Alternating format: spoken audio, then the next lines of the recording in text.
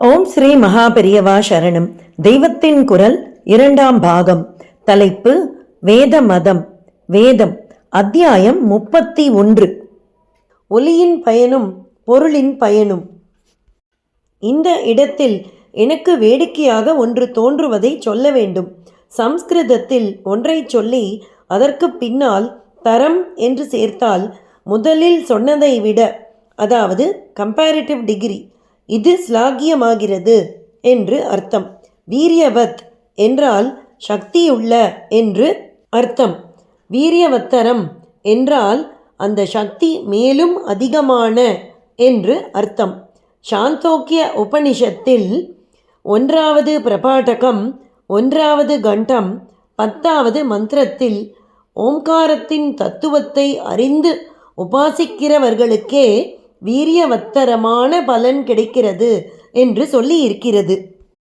இப்படி தரம் போட்டு சொன்னதாலேயே அர்த்தம் தெரியாமல் ஓம்கார உபாசனை பண்ணுகிறவர்களுக்கும் வீரியவத்தான பலன் கிடைக்கிறது என்று ஆகிறது. அறிந்து பண்ணுகிறவர்களின் அளவுக்கு இல்லாவிடினும் மற்றவர்களுக்கும் சக்தி வாய்ந்த பயன் ஏற்படுகிறது என்று ஆச்சாரியாலும் பாஷ்யத்தில் சொல்கிறார். ஏன் என்றால் அர்த்தம் தெரிந்தாலும் தெரியாவிட்டாலும் பெரியவர்கள் சொல்லி இருக்கிறார்கள், நம் பூர்வீகர்கள் பண்ணி இருக்கிறார்கள் என்பதற்காகவே ஒரு கர்மாவை ஒருத்தர் பண்ணினாலும் அந்த மனோபாவத்துக்கே நல்ல பலன் உண்டுதான். மற்ற கர்மாக்களை விட மந்திர உபாசனையில் இதை விசேஷமாக சொல்ல வேண்டும். ஏனென்றால் மந்திரத்தில் சரியான அக்ஷர உச்சாரணத்தினால் ஏற்படுகிற சலனம்தான் முக்கியமாக க்ஷேமத்தை தருவது. சப்தம் உண்டாக்கும் பலன்தான் இங்கே விசேஷம். அர்த்தத்தின் விசேஷம் அதற்கப்புறம் வருவதுதான். இதை பற்றி யோசிக்கும்போது எனக்கு அர்த்தம் தெரியாமல் செய்வதில்தான் வீரியவத்தரமான பலன், அர்த்தம் தெரிந்து பண்ணினால் வெறும் வீரியவத் தான் என்று கூட வேடிக்கையாக தோன்றுவதுண்டு.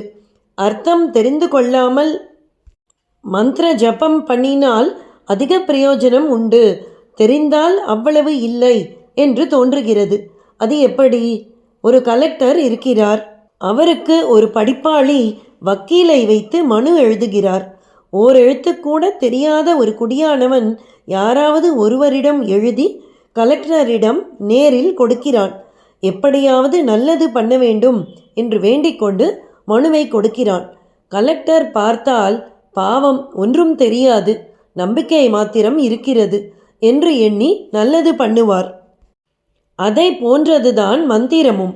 மந்திரத்துக்கு அர்த்தம் ஈஸ்வரனுக்குத்தான் தெரியும். நாம் போக்கிரித்தனமாக இருக்கக்கூடாது. வக்கீல் வைத்து பேசினால் அதில் குற்றம் ஏற்படுமானால் கலெக்டர் கோபித்து கொள்ளுவார். தெரிந்து தப்பாக பண்ணினால் அதிக கோபம் உண்டாகும். தெரியாமல் தப்பாக இருந்தால் தெரியாமல் பண்ணுகிறான் என்று மன்னிக்கிற எண்ணம் ஏற்படும். என்ன சார், அர்த்தம் தெரியவில்லை, அதை பண்ணி என்ன பிரயோஜனம் என்று சொல்வது தப்பு.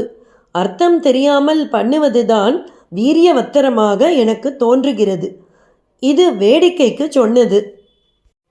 தற்காலத்தில் புத்தியின் கர்வமும் கிருத்திரிமமும் ஜாஸ்தியாகி விட்டதையும் இதில் பாமரர்களுக்குள்ள வினய சம்பத்து பறிபோய் விடுவதையும் பார்க்கிறபோது புத்தியே இல்லாமல் வெறும் நம்பிக்கையின் பேரில் பண்ணினால் ஸ்லாகியமாய் இருக்குமோ என்று பட்டதால் இப்படி சொன்னேன். வாஸ்தவத்தில் புத்தியும் இருந்து வினயமாகவும் இருக்க வேண்டும். மந்திரங்களுக்கு அர்த்தம் சப்தத்துக்கு அடுத்தபடிதான் முக்கியம் என்றாலும் மந்திரங்களே நமக்கு தர்மசாஸ்திர சட்டமாகவும் இருப்பதால் அவற்றின் அர்த்தமும் தெரிந்தால்தான் அந்த சட்டப்படி நடக்க முடியும். வேத அபியாசத்தில் சொன்ன 6 தப்புக்களில் கடைசியில் வரும் அல்பகண்டன் என்றால் மெல்லிய குரலில் வேதம் சொல்லுகிறவன் என்று அர்த்தம். இவனும் அதமன்தான்.